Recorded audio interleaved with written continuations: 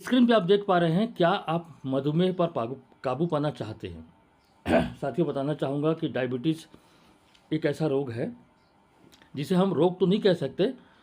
ये बीमारी एक प्रकार से ये बीमारी नहीं है डायबिटीज़, क्योंकि हर एक व्यक्ति के शरीर में शुगर का एक लेवल होता है। वो लेवल कम हो जाता है या तो फिर बढ़ जाता है, तब वो शरीर में कॉम्प्लिकेशन पैदा करता है। वैसे ये कोई ख़ास बीमारी नहीं है, इसको कंट्रोल में किया जा सकता है। लेकिन अगर हमारा जो शरीर है, इस शरीर में अगर कोई व्याधि आ गया है, कोई रोग आ गया है, तो उसको पूरी तरीके से जड़ से ख़त्म कर पाना किसी भी पैथी में नहीं है। चाहे आप नेचुरोपैथी में जाओ, चाहे एलोपैथी में जाओ, चाहे आयुर्वेद में जाओ, किसी भी पैथी में उसको बस कंट्रोल किया जा सकता है, सिर्फ कंट्रोल किया जा सकता है। ऐसे कुछ डिसीज़ होते हैं, उसी में आता है ये डायबिटीज़। आज डायबिटीज़ की अगर हम बात करें तो डायबिटीज़ अगर शरीर पे हावी हो गया तो 770 प्रकार की बीमारियों को इन्विटेशन देता है वो। अगर आपके शरीर में शुगर का लेवल बढ़ गया या आपको शुगर जैसी कोई समस्या आ गई तो 770 बीमारियों को आमंत्रित करता है बारी बारी से वो। उसके बाद कई प्रकार की समस्या आपको आती रहेंगी, आती रहेंगी, आती रहेंगी, और आप उन समस्याओं के हल करते रहेंगे। लेकिन मेन समस्या जो है आपका डायबिटीज़, वो डायबिटीज़ को लोग कंट्रोल नहीं करते, और बाकी जो डायबिटीज़ की वजह से जो समस्या आती है उसका निदान करने में लग जाते हैं। तो मूल कारण को पकड़ना जरूरी है कि मूल कारण क्या है। तो आज हम इसके लक्षणों के बारे में बात करेंगे, कारणों के बारे में बात करेंगे, और आशा किरण में इसको कौन सी मेडिसिन के माध्यम से इसको कंट्रोल किया जा सकता है, इसके बारे में बात करेंगे। तो आज बात करते हैं हम डायबिटीज़। डायबिटीज़ एक प्रकार से देखा जाए तो हमारे भारत में, अगर डायबिटीज़ का अगर राजधानी कहा जाए तो हमारा भारत है। भारत में ही सबसे ज़्यादा डायबिटीज़ के मरीज़ हैं, और ये एक ऐसा रोग है कि एक बार कहीं शरीर में हावी हो गया तो ये धीरे धीरे करके शरीर को खोखला बनाते चला जाता है। तो इसको जानने से पहले थोड़ी सी हम आगे और चर्चा करेंगे यहाँ पे। इसकी परिभाषा को हम समझ लेते हैं कि डायबिटीज़ को हम किस प्रकार से परिभाषित कर सकते हैं। डायबिटीज़ एक चयापचय से संबंधित एक डिसऑर्डर है, मेटाबॉलिक डिसऑर्डर है, जिसमें ब्लड में ग्लूकोज की मात्रा का बढ़ जाना, ग्लूकोज की मात्रा, जो ग्लूकोज हमारे शरीर में आता है कार्बोहाइड्रेट या मिठाई वगैरह जो भी हम खाते हैं उसमें जो है ग्लूकोज में कन्वर्ट होता है, तो उसकी मात्रा ज़्यादा बढ़ जाता है। तो इस कारण शरीर में कॉम्प्लिकेशन आना चालू हो जाता है।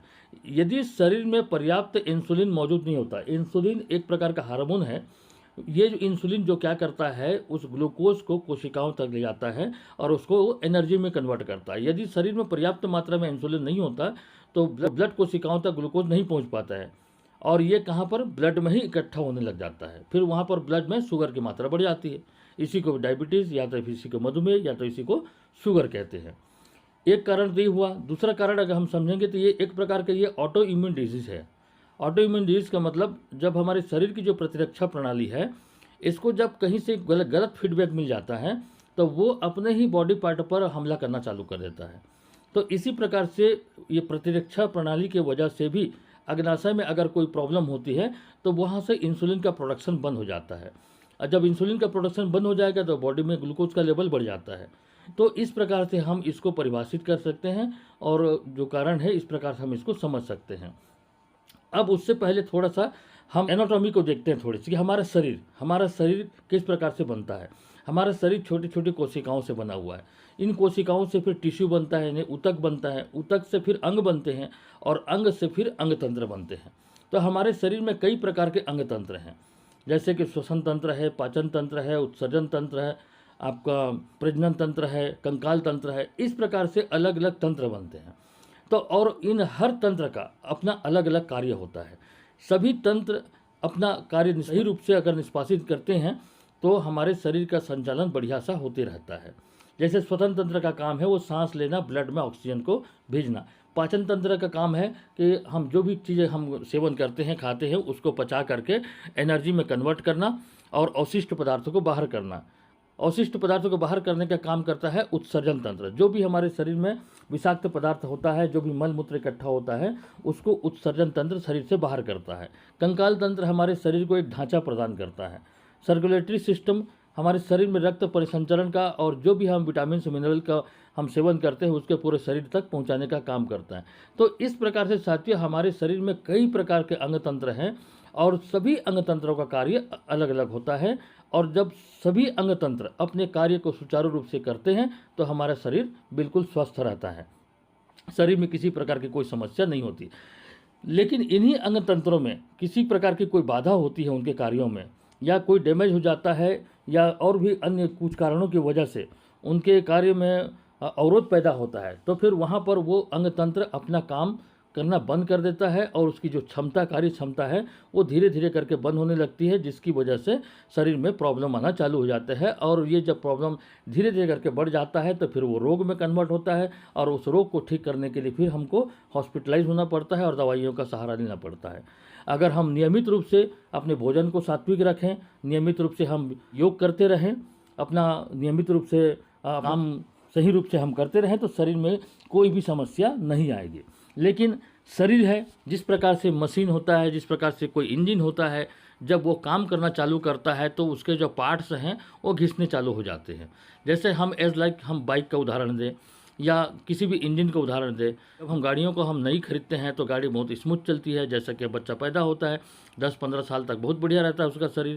धीरे धीरे करके जब गाड़ियाँ चलने लगती है तो फिर गाड़ियों में प्रॉब्लम आना चालू होता है, जैसे कार्बोरेटर में कचरा आ जाना, टायर का घिसना, चैन का घिसना, चैन स्पॉकेट का घिसना, क्लच वायर का ढीला होना, ये सब छोटी छोटी। फिर उसको क्या करते हैं हम लोग, चेंजेस करते हैं।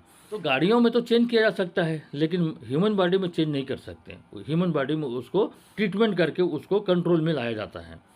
तो हमारा शरीर जो है, जब से हम पैदा हुए हैं तब से हमारे शरीर का हर अंग यूज हो रहा है, हर अंग यूज हो रहा है। तो एक समय सीमा होती है, हर किसी का एक लाइफ होता है, तो एक समय सीमा तक कोई भी शरीर काम करता है या कोई भी अंग काम करता है, उसके बाद से उसमें कमजोरियां आनी चालू हो जाती हैं या उसकी क्षमताएं कम होने लगती हैं। तो फिर उसको क्या करना चाहिए, उसको मैनेज करते चलना चाहिए। तो इसी प्रकार साथियों, जितने भी अंग तंत्र हैं, इस सब का अपना अपना अलग अलग कार्य होता है। इन्हीं अंग तंत्रों में से हम आज बात करेंगे पाचन तंत्र से संबंधित। पाचन तंत्र से संबंधित एक हमारे शरीर का एक अंग है जिसको हम कहते हैं पैंक्रियास, हिंदी में कहते हैं इसे अग्नाशय। ये लीवर के ठीक नीचे डायफ्राम के अंदर में रहता है। ये इस जो पीले रंग का जो आप देख रहे हैं, राइट साइड का जो चित्र है, पीले रंग का जो देख रहे हैं, यही है पैंक्रियास।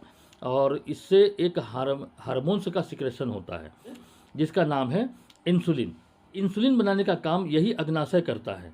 तो ये जो इंसुलिन है, हमारे शरीर में जितने भी ग्लूकोज का हम सेवन करते हैं, जो भी हम खाते हैं, वो ग्लूकोज में कन्वर्ट होता है, और इस ग्लूकोज को वो शरीर के ब्लड के माध्यम से पूरे शरीर में फैला करके कोशिकाओं तक ले जाता है, और कोशिकाओं तक ले जाने के बाद उसको वो एनर्जी में कन्वर्ट करता है। लेकिन सोच करके देखिए, ग्लूकोज यानी शक्कर, ये इंसुलिन ग्लूकोज को कोशिकाओं तक ले जाता है। अगर ये पैंक्रियास इंसुलिन का प्रोडक्शन बंद कर दे, इंसुलिन का बनाना बंद कर दे, तब क्या होगा, ग्लूकोज को कोशिकाओं तक ले जाने वाला कोई नहीं होता।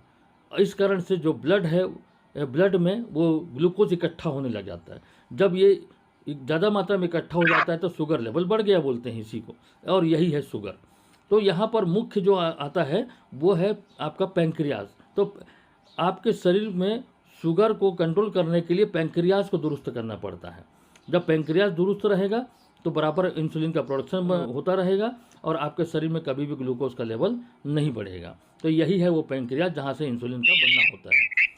अब यहाँ पर हम जब बात करेंगे कौन कौन से इसके लक्षण होते हैं शुगर बढ़ जाने से और किन कारणों से होता है, इन कारणों के बारे में हम बात करते हैं। और उससे पहले हम जानते हैं कि ये जो डायबिटीज़ है ये कितने प्रकार का होता है।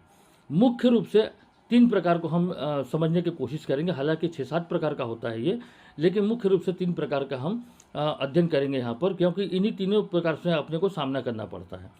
पहला है टाइप 1 डायबिटीज़। टाइप 1 डायबिटीज़ में क्या होता है कि इसमें शरीर में इंसुलिन बिल्कुल भी नहीं बनता, यानी कि आपका जो पैंक्रियाज होता है वो पूरी तरीके से डैमेज हो जाता है और अपनी कार्य क्षमता को खो देता है। चाहे उसमें सूजन हो, चाहे संक्रमण हो, या कोई भी अन्य कारणों की वजह से आपका जो पैंक्रियाज है वो काम करना बंद कर देता है और इंसुलिन का प्रोडक्शन बंद हो जाता है, बिल्कुल भी इंसुलिन नहीं बनता।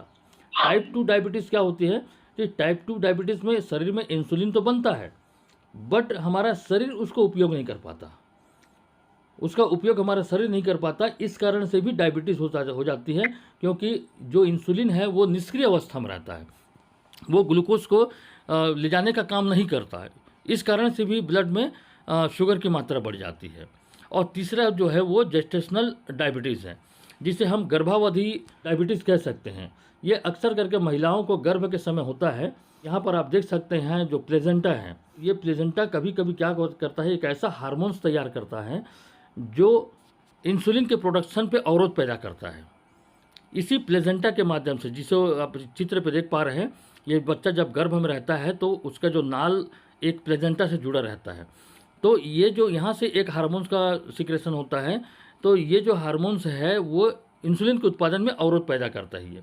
इस कारण से गर्भकालीन डायबिटीज़ इसे कहते हैं। गर्भावधि के समय में ये डायबिटीज़ कुछ महिलाओं को होती है, लेकिन ये जैसे कि बच्चे का जन्म हो जाता है उसके बाद ये डायबिटीज़ कंट्रोल हो जाता है ये। तो इस प्रकार से ये मुख्य 3 प्रकार के डायबिटीज़ को हम इसको समझने की कोशिश करते हैं। आगे हम इसके लक्षणों की बात करें या कारणों की बात करें तो कौन कौन से कारण हो सकते हैं जिसकी वजह से डायबिटीज़ हमको होता है। एक तो इसको समझ सकते हैं कि एक आनुवंशिक है। अगर परिवार में किसी को है तो आने वाली पीढ़ी को भी डायबिटीज़ होने की संभावना बनी रहती है। दूसरा प्रमुख कारण है कि हमारा दूषित आहार विहार और अव्यवस्थित और अनियमित दिनचर्या। हम जो आज खान पान कर रहे हैं, जो भी हम खा रहे हैं वो दूषित हो चुका है। दूषित आहार विहार की वजह से भी ये समस्या आती हैं। तीसरा जो कारण है हैवी वेट, यानी कि मोटापा अगर है तो डायबिटीज़ का होना संभावी है। शारीरिक गतिविधि का अभाव, यानी कि वर्कआउट न करना, ज़्यादा समय तक स्थूलता या ज़्यादा समय तक आराम करना, काम न करना, शरीर में कोई हरकत न करना, इस प्रकार के शारीरिक गतिविधि का अभाव होने से भी डायबिटीज़ होने की संभावना बनती है। साथ ही साथ जो हम लोग पैकेज्ड फूड खाते हैं, प्रोसेस्ड फूड खाते हैं और जो जंक फूड का हम सेवन कर रहे हैं, इसकी वजह से भी होने की संभावना बन जाती है। कुछ लोग धूम्रपान करते हैं या अत्यधिक शराब का सेवन करते हैं, तो इनके कारण से भी डायबिटीज़ की संभावना बढ़ जाती है। तनाव या डिप्रेशन भी एक कारण है। शरीर में हार्मोनल जब बदलाव होता है तो भी डायबिटीज़ होने की संभावना बनती है। और जो कुछ लोग ज़्यादा मात्रा में दवाइयों का सेवन करते हैं, उनको भी डायबिटीज़ होने की संभावना बन सकती है। तो ये कुछ कारण हुए और इसके क्या क्या सिम्टम्स हैं, क्या क्या इसके लक्षण हैं, तो इन लक्षणों के बारे में भी हम जानकारी प्राप्त करने की कोशिश करते हैं। यहाँ पर कुछ एक व्यक्तियों में अगर ये लक्षण महसूस होता है तो मान के चलिए उस व्यक्ति को डायबिटीज़ हो सकती है। जैसे कि बार बार पेशाब लगना, बार बार पेशाब अगर लगता है और सामने वाले व्यक्ति को एहसास नहीं कि उसको डायबिटीज़ है करके, अगर बार बार पेशाब लगता है तो एक बार डायबिटीज़ का उसको चेकअप कराना ज़रूरी है, क्योंकि डायबिटीज़ हो सकता है। ज़्यादा भूख लगना और ज़्यादा प्यास लगना, ये भी डायबिटीज़ होने को संकेत करता है। शरीर में बेवजह थकान, शरीर में कमजोरी, बेवजह पसीना आना, चक्कर आना, घबराहट हो जाना या मतली आना, उल्टी आना, जिसका अज्ञात कारणों की वजह से तो डायबिटीज़ होने की संभावना होती है। कंसंट्रेशन की कमी, एकाग्रता की कमी, कभी कभी ऐसा लगता है कि हम क्या सोच रहे हैं, क्या बोल रहे हैं, कुछ भी समझ नहीं आता। कुछ सेकंड के लिए एकाग्रता में कमी आ जाती है, तो भी अपने को समझना चाहिए कि डायबिटीज़ होने की संभावना है। दृष्टि कमज़ोर होना, अगर किसी व्यक्ति को डायबिटीज़ है तो निश्चित है उसका जो दृष्टि है वो कमज़ोर होने लगता है। और यदि आपकी दृष्टि कमज़ोर होने जा रही है तो एक बार डायबिटीज़ का चेकअप जरूर कराएं। डायबिटीज़ के मरीजों में घाव जल्दी नहीं भरता। शरीर में कहीं पर भी घाव होता है वो जल्दी नहीं भरता। यदि किसी व्यक्ति का घाव जल्दी नहीं भर रहा है तो डायबिटीज़ होने की संभावना है। हाथ पैर में झुनझुनी या सुन्नता, पैर में जांघ के पास या नीचे उंगलियों के पास झुनझुनी होना या एकदम सुन्नपन महसूस होना, मोटा मोटा महसूस होना, ये भी डायबिटीज़ को संकेत करता है। वज़न अचानक से बढ़ जाना या अचानक से कम हो जाना, ये भी डायबिटीज़ होने की संभावना है। और शरीर में बार बार इन्फेक्शन होना, सर्दी खांसी जुकाम लग जाना या निमोनिया जैसे और भी कोई संक्रमण हो जाता है, तो ये भी डायबिटीज़ होने की संभावना बनती है। अगर किसी व्यक्ति में डायबिटीज़ है तो ये लक्षण आ सकते हैं। और अगर किसी व्यक्ति को जिनको डायबिटीज़ अभी पता नहीं है या डायबिटीज़ का चेकअप नहीं कराया है, लेकिन अगर ये लक्षण आते हैं तो आप किसी के पास भी जाते हैं, बैठते हैं, अगर वो इन समस्याओं को बताते हैं तो आप उनको सलाह दे सकते हैं कि आपको डायबिटीज़ होने की संभावना है, तो एक बार डायबिटीज़ चेक करा लीजिए, ब्लड चेक करा लीजिए, फिर उसके आधार पे हम आपका ट्रीटमेंट करेंगे। अगर ये सिम्टम्स बताते हैं कोई भी मरीज़, तो आप उनको डायबिटीज़ का चेकअप जरूर कराएं। अंदाजी से किसी भी प्रकार का मेडिसिन उनको न दें। एक बार अगर बार बार पेशाब लग रहा है, भूख प्यास ज़्यादा लग रहा है, थकान हो रही है, कमजोरी हो रही है, पसीना आ रहा है, चक्कर आ रहा है, दृष्टि कमज़ोर हो रही है, घाव नहीं भर रहा है, हाथ पैर में झुनझुनी सुन्नता आ रहा है, वज़न बढ़ रहा है, वज़न कम हो रहा है, बार बार इन्फेक्शन हो रहा है, अगर ये सिम्टम किसी व्यक्ति में आते हैं तो आप लोग जरूर डायबिटीज़ का चेकअप कराएं, क्योंकि डायबिटीज़ 770 प्रकार की बीमारियों को इन्विटेशन देता है। इसलिए एक बार चेकअप कराएं। चेकअप कराने के बाद फिर अपना मेडिसिन उनको दें। मेडिसिन का अगर परहेज के साथ में अगर इस्तेमाल करेगा तो डेफिनेट है उनको 101% रिजल्ट आएगा, उनका डायबिटीज़ कंट्रोल हो जाएगा, काबू में आ जाएगा और वो एक अच्छी और हेल्दी लाइफ स्टाइल जी सकती हैं। अब आगे हम बात करते हैं कि हम आशा किरण वेंचर्स लिमिटेड के हम किस मेडिसिन को डायबिटीज़ वालों को सुझाएं। बात करते हैं 3 प्रकार के मेडिसिन आप लोगों को देना है। अगर किसी व्यक्ति को डायबिटीज़ है और क्लियर हो चुका है, चाहे वो डायबिटीज़ का लेवल कितना भी हो, 400-500 होगा, तो भी आप उन्हें दे सकते हैं। ये पूरी तरीके से हर्बल है, पूरी तरीके से आयुर्वेदिक जड़ी बूटियों से ये बनी हुई है। इनका कोई भी दुष्परिणाम नहीं है, कोई साइड इफ़ेक्ट नहीं है। अगर कोई व्यक्ति रेंजवा का पूरा डब्बा भी एक साथ खा लेगा तो भी उसको कोई नुकसान नहीं है। लेकिन शरीर में जितना डोज चाहिए उतना डोज हम प्रतिदिन देते रहेंगे तो हमारे शरीर का ऑर्गन रिपेयर हो जाता है और अपना काम वो सुचारू रूप से चालू करता है। तो इन जो मेडिसिन आप देख रहे हैं 3 प्रकार के, ये पूरी तरीके से आयुर्वेदिक जड़ी बूटियों का एक चमत्कारिक महायोग है ये, और दिव्य जड़ी बूटियाँ हैं इसमें, दुर्लभ जड़ी बूटियाँ इसमें मिली हुई हैं जो किसी भी डिसीज़ को कंट्रोल करने के लिए काफ़ी है। तो सबसे पहले यहाँ पर मैं नाम लेता हूँ ग्लाइकोफिट। ग्लाइकोफिट शुगर लेवल को ये कंट्रोल करता है। ब्लड में जितना भी शुगर है उसको ये धीरे धीरे करके डाइल्यूट करता है और जो आवश्यक पार्ट है उसको वो कोशिकाओं तक भेज देता है और जो विषाक्त पदार्थ है वो उसको शरीर से बाहर निकालने का काम करता है। साथ ही साथ ग्लाइकोफिट पैंक्रियाज को रिपेयर करता है। पैंक्रियाज में अगर किसी प्रकार का इन्फेक्शन हो गया है या किसी प्रकार का कोई सूजन हो गया है या किन्हीं कारणों से उसमें फैट जमा हो गया है तो उसको ये रिपेयर करने का काम करता है, क्योंकि मूल कारण क्या है, हमारा पैंक्रियाज है। पैंक्रियाज में कोई बाधा आ गई है उसके कार्यों में तो अपना काम करना बंद किया है, इसीलिए इंसुलिन का प्रोडक्शन नहीं हो रहा है। तो ये मूल कारण पे काम करता है जाकर के कि पैंक्रियाज को रिपेयर करता है, उसको दुरुस्त करता है, उसको वॉश करता है, वहाँ से जितने भी विषाक्त पदार्थ हैं उसको वो शरीर से बाहर निकालने का काम करता है और उसको फिर से काम करने को उद्दीलित करता है। जब पैंक्रियाज पूरी तरीके से स्वस्थ हो जाता है तो शरीर में इंसुलिन का प्रोडक्शन अपने आप चालू हो जाता है और शुगर लेवल फिर वो डाउन होने लगता है। इस प्रकार से ग्लाइकोफिट के माध्यम से शुगर को कंट्रोल किया जा सकता है। साथ ही साथ आपको देने हैं स्लिम फास्ट। स्लिम फास्ट ये मोटापा को कंट्रोल करने का काम करता है। एक्सेस जो फैट है इसको ये शरीर से बाहर निकालने का काम करता है। यदि डायबिटीज़ मोटापा के कारण हुआ है तो ये वहाँ पर अपना काम करता है। साथ ही हार्ट के लिए बहुत ज़बरदस्त है कि शरीर में जो बैड कोलेस्ट्रॉल है इसको शरीर से बाहर निकालने का काम करता है। स्लिम फास्ट अगर साथ में यूज कर रहे हैं तो ये शुगर लेवल को नॉर्मल करता है, हृदय के मांसपेशियों को ये बल प्रदान करता है, रक्त संचार की जो प्रक्रिया है उसको ये इंक्रीज़ करता है, उसको बढ़ाता है। साथ ही साथ जो आपका मेटाबॉलिज्म है यानी चयापचय की जो दर है उसमें वृद्धि करता है, डाइजेस्टिव सिस्टम को ठीक करता है, ये हृदय के मांसपेशियों को बल प्रदान करता है। इसके साथ साथ आपको देनी है रेंजुआ, क्योंकि डायबिटीज़ की वजह से कमजोरियाँ शरीर में बहुत ज़्यादा मात्रा में आ जाती हैं और साथ ही साथ ब्लड सर्कुलेशन डाउन हो जाता है। तो ये हमारे शरीर में ये ब्लड सर्कुलेशन को इंक्रीज करता है। कमजोरी, थकान, अनिद्रा, चक्कर आना, घबराहट, बेचैनी, नींद ना आना, इसको ये दूर करता है। डाइजेस्टिव सिस्टम को भी ये दुरुस्त करता है। हाथ पैर जोड़ों के दर्द, मांसपेशियों का दर्द है इसको दूर करता है। कई लोगों के जॉइंट में भी पेन होता है, जॉइंट पेन को ये दूर करता है। ये मेमोरी को भी शार्प करता है। कार्टिसोल जैसे हार्मोन जो तनाव पैदा करते हैं, डिप्रेशन पैदा करता है, उस कार्टिसोल लेवल को ये डाउन करता है, कम करता है, जिससे तनाव या डिप्रेशन की वजह से अगर किसी प्रकार के डायबिटीज़ की समस्या आई है तो उसको भी ये दूर करने का काम करता है। तो इस प्रकार से आप रेंजुआ, स्लिम फास्ट और ग्लाइकोफिट ये तीनों आप देते हैं किसी भी मरीज को, डायबिटीज़ के मरीज को, तो उनका डायबिटीज़ धीरे धीरे करके कंट्रोल होना चालू हो जाता है। अगर कोई डायबिटीज़ के मरीज को अगर आप आशा किरण वेंचर्स लिमिटेड का कोई मेडिसिन देते हैं तो पूर्व में जो दवाई खा रहा है उस दवाई को बंद नहीं करना है, उस दवाई को चलते रहना है। उसके साथ साथ इन तीनों को स्टार्ट करना है।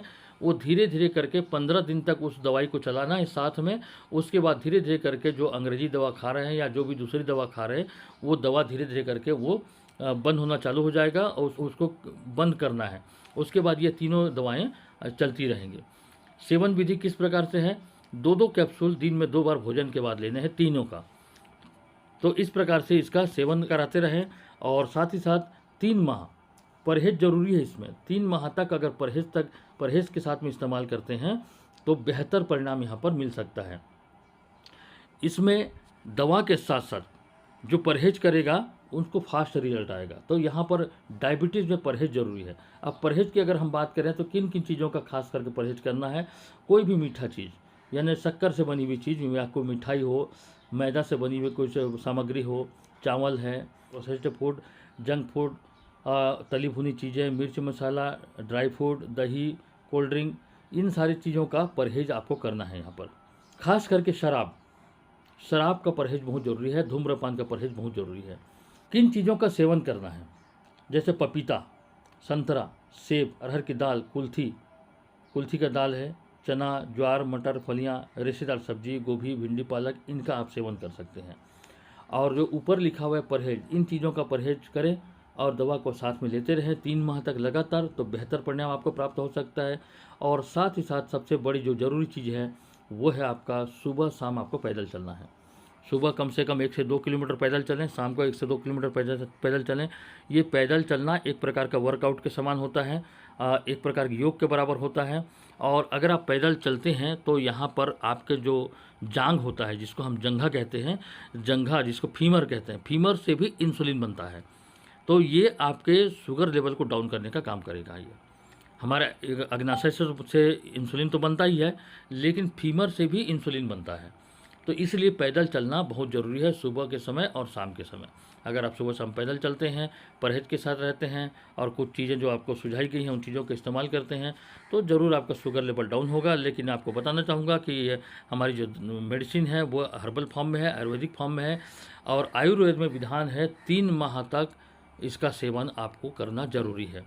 3 माह के बाद ही आप परिणाम के बारे में सोचिए। तो 3 माह तक जरूर इसको परहेज के साथ सेवन करें, तो आपका डायबिटीज़ लेवल कंट्रोल हो जाएगा। डायबिटीज़ कोई बीमारी नहीं है, ये हर एक इंसान के शरीर में होता है, बस इसको कंट्रोल करना होता है। उसको स्थिरांक में रखिए, बिल्कुल आपका शरीर स्वस्थ रहेगा, किसी प्रकार का आपके शरीर में कोई रोग न होगा। तो बहुत बहुत धन्यवाद साथियों। और मैं आशा करता हूँ कि इन जो चीज़ों के बारे में हमने बताया, इन चीज़ों का आप ज़रूर नोट डाउन करें। और कोई भी डायबिटीज़ के मरीज़ हैं उनको आप रेंजोवा, आप स्लिम फास्ट और ग्लाइकोफिट उनको ज़रूर दें। और बेहतर रिजल्ट के लिए आप उनसे पंचतुलसी भी दे सकते हैं पानी में पीने के लिए। तो thank you, welcome Patel sir. वाह वाह वाह वाह, सुपर सुपर, बहुत ही शानदार जानकारी के लिए बहुत बहुत साधुवाद।